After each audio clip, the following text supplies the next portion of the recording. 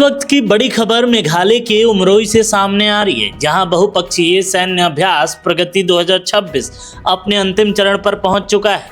भारत की मेजबानी में आयोजित यह महत्वपूर्ण सैन्य अभ्यास अब समापन की ओर बढ़ रहा है और 30 मई को मेघालय के उमरोई मिलिट्री स्टेशन में इसका औपचारिक समापन किया जाएगा। इस अभ्यास ने न केवल सैन्य सहयोग को नई दिशा दी है, बल्कि विभिन्न देशों की सेनाओं के बीच भी आपसी विश्वास और तालमेल को मजबूत किया है। प्रगति 2026 में भारत सहित 12 मित्र देशों की सेनाओं ने भाग लिया था, जिनमें Bhutan, Cambodia, Indonesia, Laos, Malaysia, Maldives, Myanmar, Nepal, Philippines, Seychelles, Sri Lanka और वियतनाम जैसे देश शामिल थे। विभिन्न देशों के सैनिकों ने एक साथ प्रशिक्षण किया, आधुनिक सुरक्षा चुनौतियों से निपटने के तरीकों को साझा किया।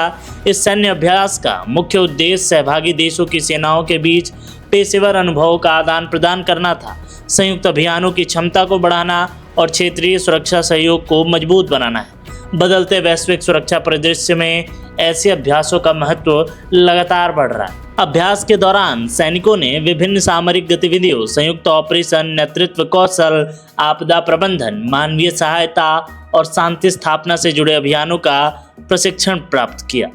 इस दौरान विभिन्न देशों की सेनाओं ने अपने अपने अनुभव साझा किए और एक दूसरे की कार्यप्रणाली को समझने का भी अवसर प्राप्त हुआ। वहीं विशेषज्ञों का मानना है कि इस तरह की बहुपक्षीय सैन्य अभ्यास भविष्य में किसी भी आपातकालीन स्थिति, प्राकृतिक आपदा या क्षेत्रीय सुरक्षा चुनौती से निपटने के लिए देशों के बीच बेहतर समन्वय स्थापित करने का महत्वपूर्ण भूमिका है। उमरोई मिलिट्री स्टेशन में आयोजित यह अभ्यास भारत के पड़ोसी प्रथम और क्षेत्रीय सहयोग को बढ़ाने वाला था। इसके माध्यम से भारत ने एक बार फिर साबित किया और यह संदेश दिया कि आपसी विचार विमर्श से भविष्य की चुनौतियों से निपटा जा सकता है।